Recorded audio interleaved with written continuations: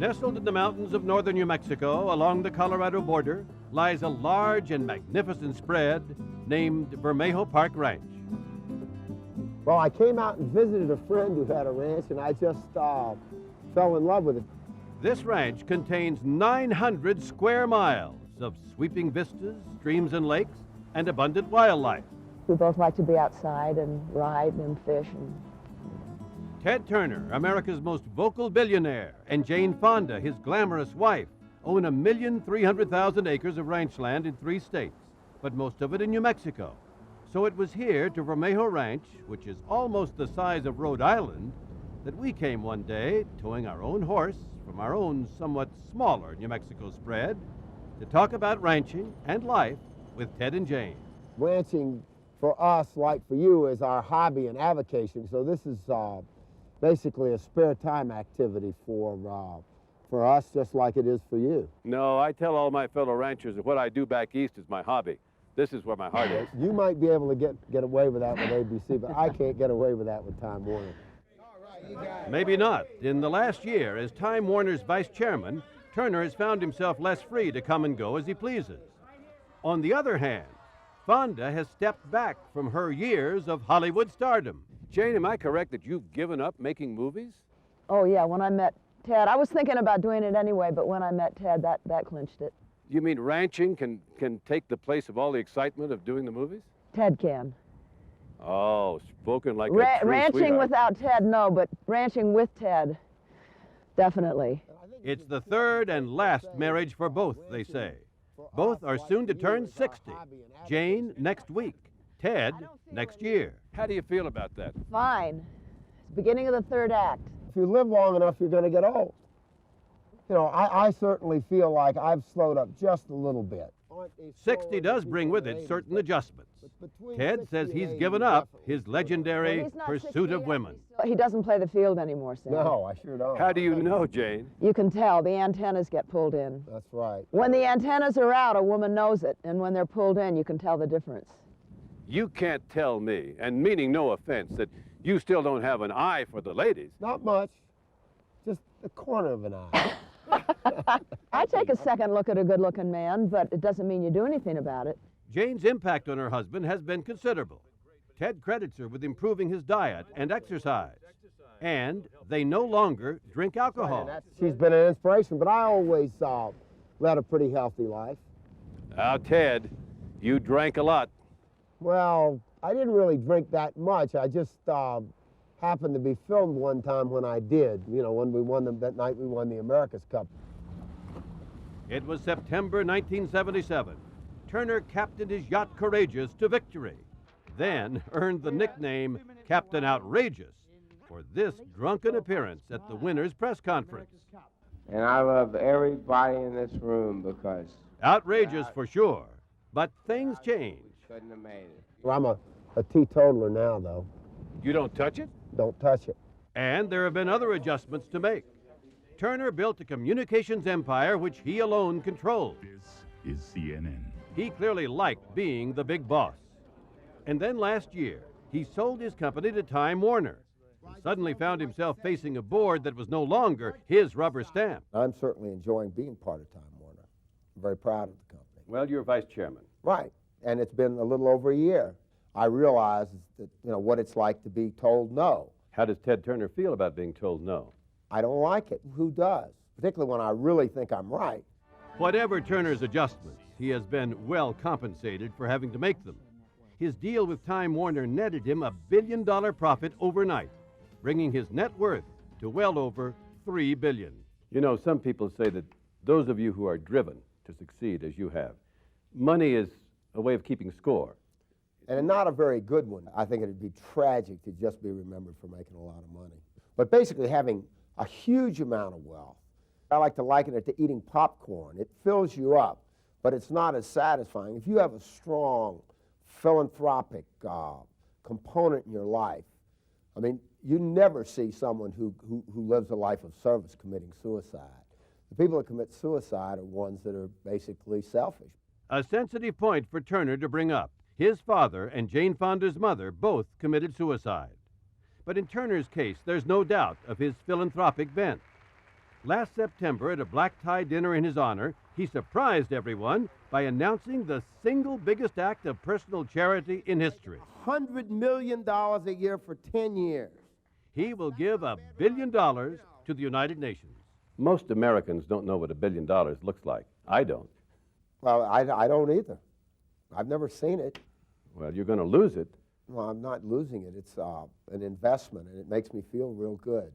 There's nothing that gives you the satisfaction that helping others does. Turner was pictured this week in the New York Times with a washerwoman who inspired him when he heard she had given her life savings of $150,000 to charity. I said, if she could give everything, why can't I give away a third of what I've got? Of course, in the Bible it says it's easier for a camel to pass through the eye of a needle than for a rich man to enter the kingdom of heaven. That's right. But I didn't do this to be rewarded in heaven. I did this because I thought it was the right thing to do and because it makes me feel good. And I like feeling good. And feeling good, doing it his own way, is how Turner has approached his ranching empire. To begin with, Turner doesn't raise cattle or sheep like other ranchers. He raises buffalo. We're just like cattle ranchers, only we're raising bison instead of cattle. Bison, or buffalo if you will, have become Turner's passion, if not everybody's. The cattle ranchers say, you're crazy trying to put bison in New Mexico, and I think they're scared of it. Well, why would they be scared of it? I don't tell them what to run on their ranch. Why would they care what I've got on mine? Well, what if the buffalo crashed through his electric fence and run amok in the countryside? Turner says that won't happen, that buffalo are quite manageable. I could ride a horse in the middle of a herd of cattle and it'd be no problem. Could I do that with a herd of bison? Well, I wouldn't ride right into the middle of them, but if we approach these bison, and we can do it. In fact, let's approach them slowly. Sometimes they will make a bluff charge at you, but we haven't had anybody gored or hurt or knocked down or anything. Just real slow, right? Of course, this could be the first time. We walked to within 20 yards of the nearest buffalo without mishap. Turner says buffalo steaks are tastier and healthier than beef, and he's convinced buffalo may someday eclipse cattle. But it's not Turner's buffalo dream alone that has other ranchers fit to be tied. It's also his other ideas for restoring the natural environment. Am I correct you'd like to reintroduce the Timberwolf? Well, I did support that on the public land. The Timberwolf was part of the natural order of things here before cattle ranchers and the U.S. government joined forces to exterminate them in the 1920s. A mistake, Turner says. Timberwolves will eat calves as well as sheep. They'll eat meat. Right. And people eat calves, too. But Turner's affection for wolves does have its limits when his own self-interest is involved. The wolves are probably not going to eat your bison. Well, if they do, they're in trouble. In other words, if a wolf eats your bison, you'll take the bison over the wolf. Absolutely. I'm a rancher. I'm in business to make money, too. And just look at what else Turner wouldn't mind restoring here. How about the most fearsome creature on the North American continent?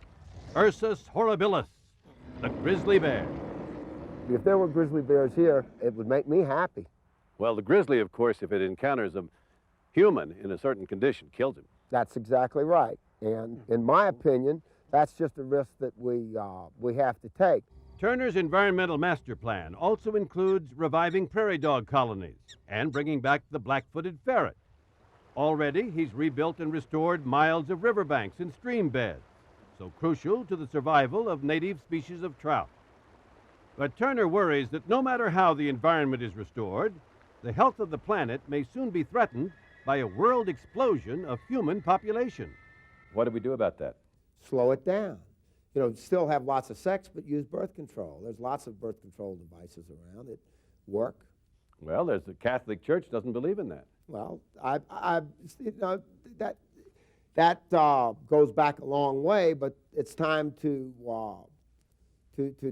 change our attitudes about things. We've done that with a lot. I mean, the Catholic Church allowed slavery over 100 years ago, but now that's been done away with, and they used to say you couldn't eat meat on Fridays, and they did away with that in my lifetime. You suggest limiting a family to 2 children, is that right? Well, I think that would have worked maybe a few years ago, but the situation's so critical now, I think it ought to be 1. But it should be voluntary. Turner's concern for nature, wildlife, and the environment shouldn't lead one to believe that he's turned soft.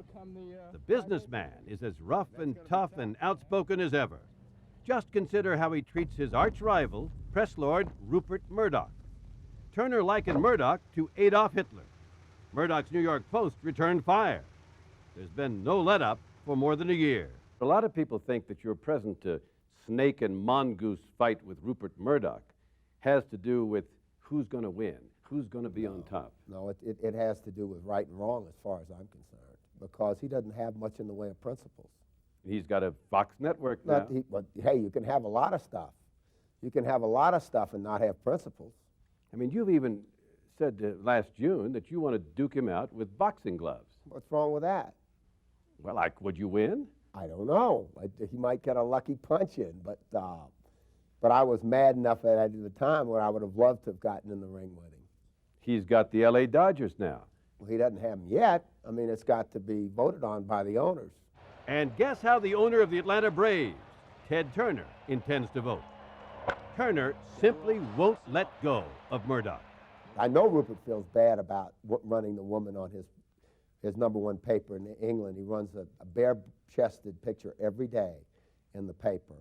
I don't think he feels bad about it at all. He does feel bad about it. His wife, Anna, has tried to get him to drop it because she's embarrassed about it. But why doesn't he drop it then? He hasn't dropped it because he's doing wrong and he knows it. Well, he's making money. That's right, but you can make money and be wrong. And not just Murdoch. In Turner's view, much of the news business is now doing the wrong thing. And the mainstream media has clearly, in the last 20 years, become more tabloid. And you admitted it to me this morning while we were having breakfast, and I'm sure that'll be edited out. Don't be too certain, because I agree with you. Every day, our president and our political leaders go to the bathroom, but we don't show that on the news. That's the only thing we haven't done. Why don't you put your hidden camera in somebody's bathroom? It's an idea, but I don't think a very good one. Well, I agree, but basically what we're doing is we're going into the toilet with a lot of the stuff that we're running. Including, he says, reporting so extensively on Paula Jones' sexual harassment allegations against President Clinton. At least she didn't get bitten. When Marv Albert apparently bit the woman, right? I mean, that's causing bodily harm. I mean, I guess that's a little bit different. But I think people's private lives, I think you are entitled to a private life. We're at the end of the interview, but I want to ask this question. What do you want on your tombstone? Oh, I know. I'm putting on my tombstone that I have nothing more to say. 20 years ago, it would have been difficult to have forecast the evolution of Ted Turner from hard-drinking playboy tycoon to teetotaling, environmentally conscious philanthropist. But 20 years ago, Ted had not met Jane and had not come west. He has mellowed, but not completely. What's the name of your horse, Ted? I don't know. What's the name of yours, Sam? This is Stony. Good-looking Stony. horse, It's a really. pretty horse. For a goat Oh, I'm rancher. sorry.